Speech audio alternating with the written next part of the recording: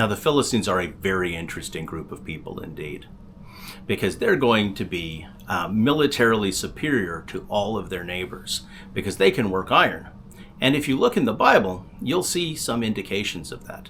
First of all, it'll talk about how when Saul was going to war with the Philistines, there was no sword found in all of the land of Israel except for in the hand of Saul and in his son. And all the other people, they have to go to the Philistines to get their farm tools sharpened, because they have a monopoly on this Iron Age technology. And as a result, the Philistines are firmly in control of the region, and in human terms, there's no reason why they should not dominate the entire time. They're allies with Egypt most of the time, and they're just superior technologically to their enemies. They've got iron weapons. But God gets involved, and so there's going to be some difference of opinion about who's going to run the region. God raises up a man named Samson to do lots and lots of damage to the Philistines. But it's not going to destroy them. It's just going to slow them down a little bit and maybe keep them off of Israel's back for just a little while.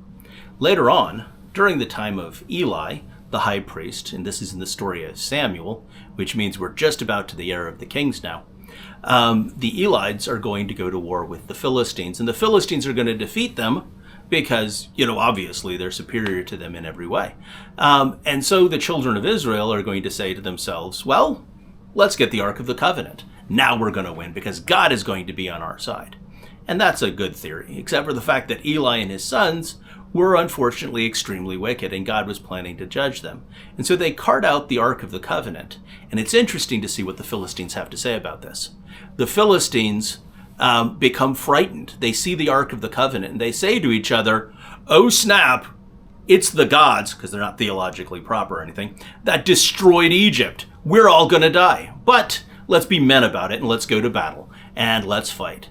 And so the Philistines are scared out of their gourd about the children of Israel having Yahweh with them. They think he's God's, but they know that he blew up Egypt, and they're still scared. And this guy's is 400 years later, and they're still scared of Yahweh because of what he did in the land of Egypt.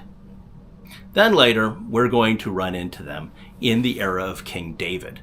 And this is really interesting because they're the enemies of Israel, and they're fighting against Saul, but David is going to be forced to flee to Gath and ally himself with the king of Gath and hide out from Saul because Saul just wants to kill him.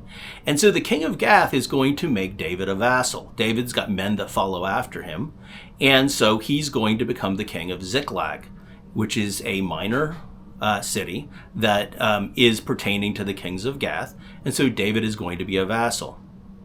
Now, the time is going to come when Saul is going to die, and David is going to become king of Israel. And the city of Ziklag is going to remain loyal to David.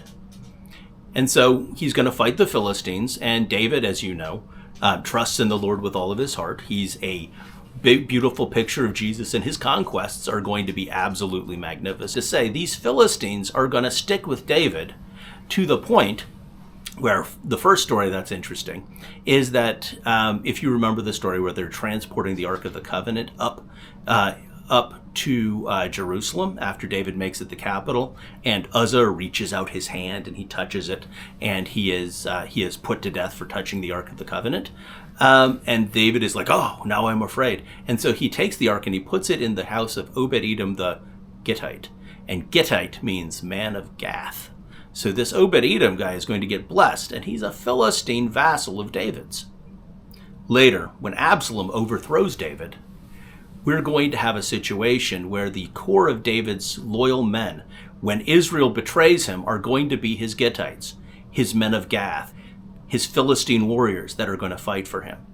And so we see that David's military accomplishments are going to be accomplished with a heavy salting of Philistine warriors that are going to do his will and do his bidding. They're going to be loyal to him and fight for him. And you thought that the Philistines were always just the bad guys. Well, you've made it through another one of my videos. You're to be commended for your dedication to your better understanding of the Bible through history. One of the things that I very much miss from my classroom environment when doing these videos is being able to answer questions. I would welcome your questions, history related if you don't mind, in the comments below. If you'd like to learn more about these sorts of things, I also have a book out called A Helpful Handbook of Hebrew History. The links to find it on Amazon or on Wise Path Books are in the description below. God bless. For the glory of God.